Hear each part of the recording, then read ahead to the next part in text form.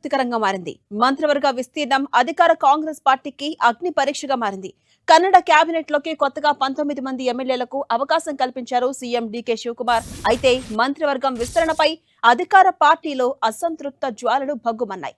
మంత్రివర్గంలో స్థానం ఆశించి భంగపడ్డవారు రాజీనామాకు సిద్ధమైనట్టు తెలుస్తోంది. దీంతో అసంతృప్తి నేతలను బుజ్జగించే పనిలో పడింది కాంగ్రెస్ నాయకత్వం.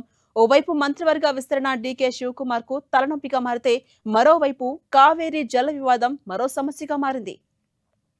ఇక ఈ కావేరీ అంశంపై ప్రభుత్వాన్ని ఇరకాటంలో పెట్టేందుకు ప్రతిపక్షాలు తీవ్రంగా ప్రయత్నిస్తున్నాయి. దీంతో ప్రతిపక్షాల వ్యూహాలను ఎండగడుతూనే కావేరీ జల వివాదాన్ని పరిష్కరిస్తామని సీఎం డీకే శివకుమార్ చెబుతున్నారు. దీనిపై అవసరమైతే న్యాయ పోరాటానికి కూడా సిద్ధమని స్పష్టం చేశారు. ఇదిలా ఉంటే కావేరీ జల వివాదంపై ఈ నెల 13న కర్ణాటక బంద్ కు పిలుపునిచ్చాయి కన్నడ సంఘాలు.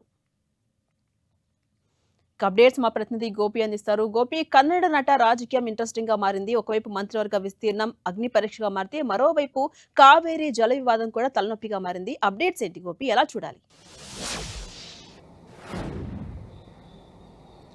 ఝాన్సీ, మరోసారి కర్ణాటక రాజకీయాల్లో రచ్చ మొదలైందని చెప్పొచ్చు.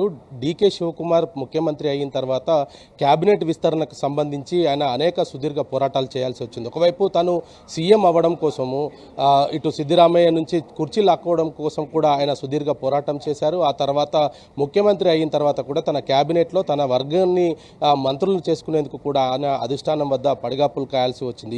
ఈ నేపథ్యంలో 19 మందితోటి ఆయన నిన్న క్యాబినెట్ ప్రమాణ స్వీకారం చేయించడం జరిగింది. ఆ తర్వాత కొంత అసమ్మతి అనేది పార్టీలో చెలరేగింది. అంతర్గతంగా ఉన్న విభేదాలు మరోసారి బయటపడ్డాయి.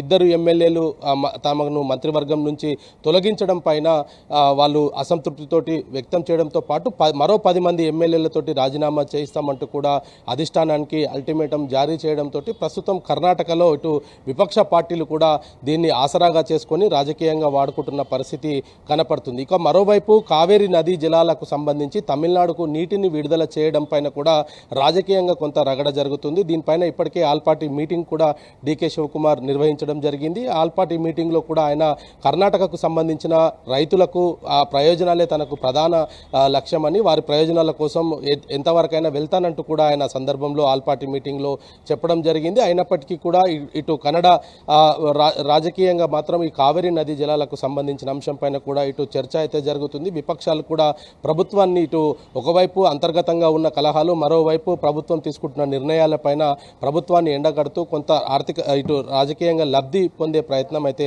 చేస్తూ ఉన్నారు. మరి ఈ రెండు అంశాలు ప్రస్తుతం కర్ణాటకలో కొంత ఉక్కిరిబిక్కిరి చేస్తున్న పరిస్థితి అయితే కనపడుతుంది. డీకే శివకుమార్ అధికారం చేపట్టిన తర్వాత అనేక సవాళ్లను ప్రస్తుతం ఆయన ఇటు పార్టీ లోపల అదేవిధంగా ప్రభుత్వంలోనూ ఎదుర్కొంటున్న పరిస్థితి అయితే కనపడుతుంది. కావేరీ నదీ జలాల విడుదలకు సంబంధించి తమిళనాడు చేసిన విజ్ఞప్తి మేరకు ఆయన నీటిని విడుదల చేయడాన్ని తప్పుపడుతూ కూడా ఇటు బీజేపీ కొన్ని ఆరోపణలు చేయడం జరిగింది. అది మరోవైపు పార్టీలో ఇటు ఎమ్మెల్యేలు ఏదైతే మంత్రి పదవి ఆశించిన వ్యక్తులు తమకు మంత్రి పదవి దక్కకపోవడంతో మరోసారి ఇటు వాళ్ళు నిరసన అయితే వ్యక్తం చేయడం జరిగింది. మరి నిన్న ఆ ప్రమాణ స్వీకార సందర్భంగా కూడా కొన్ని కీలకమైన వ్యాఖ్యలు కూడా చేశారు. 10 మంది ఎమ్మెల్యేలతో రాజీనామా చేయిస్తానంటూ కూడా డీకే శివకుమార్కు కొంత బెదిరించే ప్రయత్నం అయితే చేశారని చెప్పొచ్చు. మరి ఈ నేపథ్యంలో ఇటు రెండింటినీ కూడా శివకుమార్ ఏ విధంగా ముందుకు తీసుకెళ్లబోతున్నారనేది కూడా ప్రస్తుతం రాజకీయంగా కర్ణాటకలో చర్చనీయాంశంగా మారింది.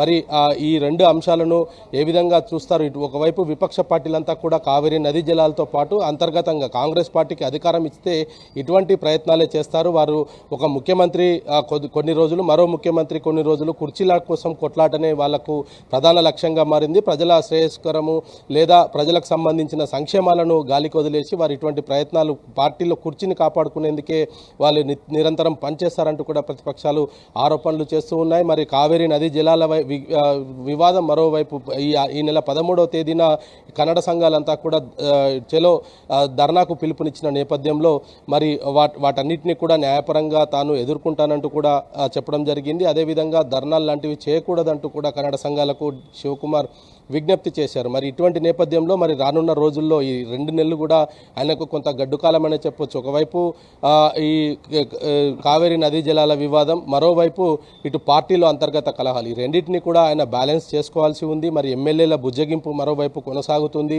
ఇతర పోర్ట్ఫోలియోస్ కూడా ఇంకా ఉన్నాయి కాబట్టి వాటన్నిటిని కూడా ఆయన ఫుల్ఫిల్ చేస్తానంటూ కూడా ఎమ్మెల్యేలకు కొంత మాట ఇచ్చినట్టుగా తెలుస్తుంది. మరోవైపు నిన్న ఇటు మంత్రివర్గ విస్తరణతో పాటు డీసీసీలను కూడా నియామకం చేపట్టింది. కొంతమంది ఎక్కడైతే ఎమ్మెల్యేలు అసంతృప్తితో ఉన్నారో అందులో వారు చెప్పిన వారికి కొంత డీసీసీలు కూడా ఇచ్చి బుజ్జగించే ప్రయత్నం అధిష్టానం చేసిందని చెప్పొచ్చు. మరి ఈ రెండింటి నేపథ్యంలో కర్ణాటకలో మరికొన్ని రోజులు ఈ రాజకీయ